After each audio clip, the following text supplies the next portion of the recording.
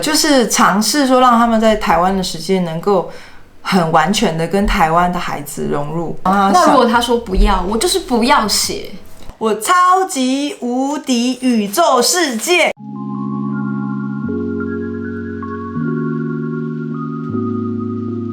Hello， 大家好，我是林老师 ，I'm Mandarin with Miss Lin from 台湾。今天我请到了秀君老师。嗨，大家好。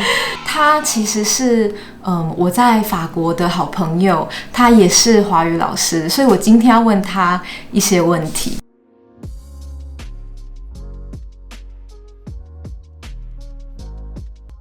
因为我知道 Joseph 是我的小孩，对，他的大儿子，他的中文非常好，然后他的中文也有台湾口音，台湾口音。对，那你是怎么做到的？中文非常好，我不敢说，但是其实就是让他知道说他的语言的学习就是建立在2个母语。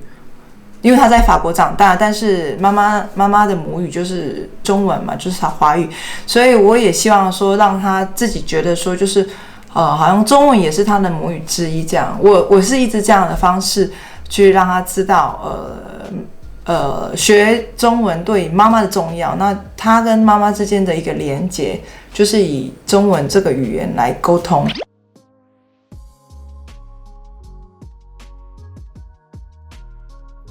秀君老师，你是不是暑假的时候都会回去台湾，然后让小孩子去念台湾的幼稚园？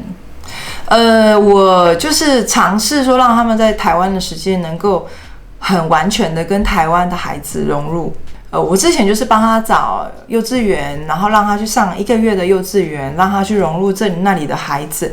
那除了这个之外呢，我也会找台湾的很多才艺学校。在我回去台湾之前，我会先找，比如说像我儿子他想学围棋，那我就去找围棋学校或者是围棋的一些学院，然后去了解是不是有可能让他去加入这个短期的课程，而且他会去学习台湾其他的孩子说的语言，因为像比如这次我回台湾，我的小儿子去上了2个礼拜的幼稚园，但是他回来之后，他就会跟我说：“妈妈，我超级无敌宇宙2。”妈妈一定不会说“我超级无敌宇宙生气”，因为这就是孩子的语言。对，我从来不会用这种说法，可是我都会，我说我超饿，我超级饿，但是你只会说，我们只会说超级，对。可是，在孩子的世界，他就会用我超级无敌宇宙世界，就是一个无限扩大的。对，他新学到的字，他跟他的同年龄的朋友学到的字，这是跟妈妈、爸爸学不到的。对，因为我们不会这样说。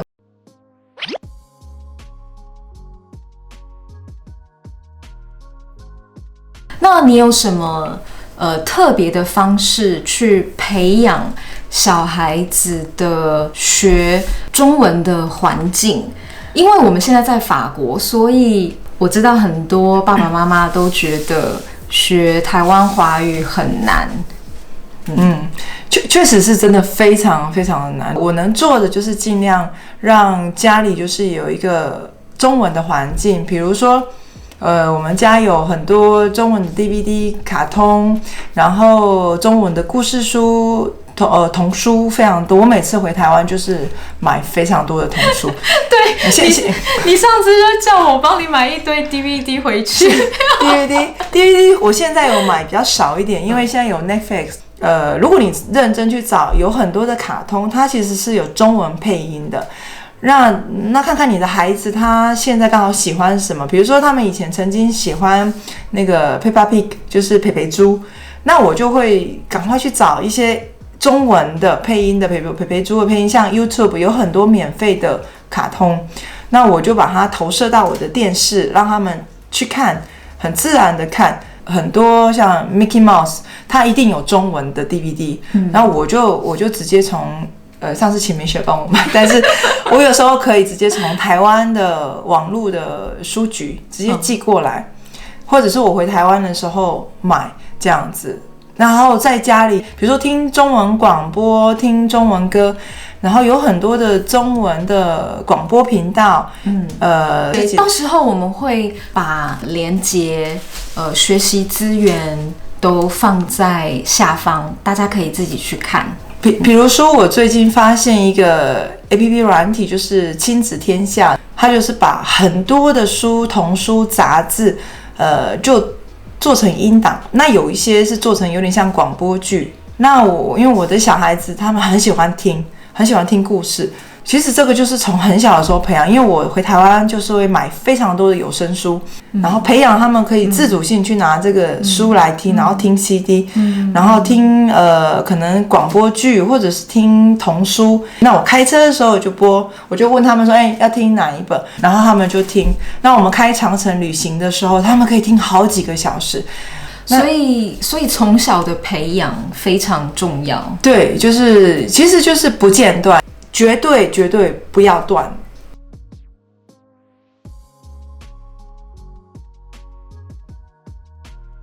其实我很多学生他们是华裔2代，是，所以中文不是他们的母语，他们的中文是跟妈妈爸爸学的。那你会怎么建议他们教他们的下一代中文？其实要看父母亲他们自己本身的中文程度嘛。那每个家庭的状况怎么样，还有没有时间，或者是父母亲是不是双薪？那最好的方式，因为每一个地方它都有可能有当地的侨校。如果不要让孩子有很严重的口音的话，可能就真的要找一个比如说台湾的像 Michelle 这样当地的老师，就比较不会有这个口音的问题。然后就是尽量就是塑造一个可以说中文的环境，创造环境真的很重要。是，然后尽量也是不要给孩子太多的压力，因为其实它本身也是非常难的一个语言，我承认了。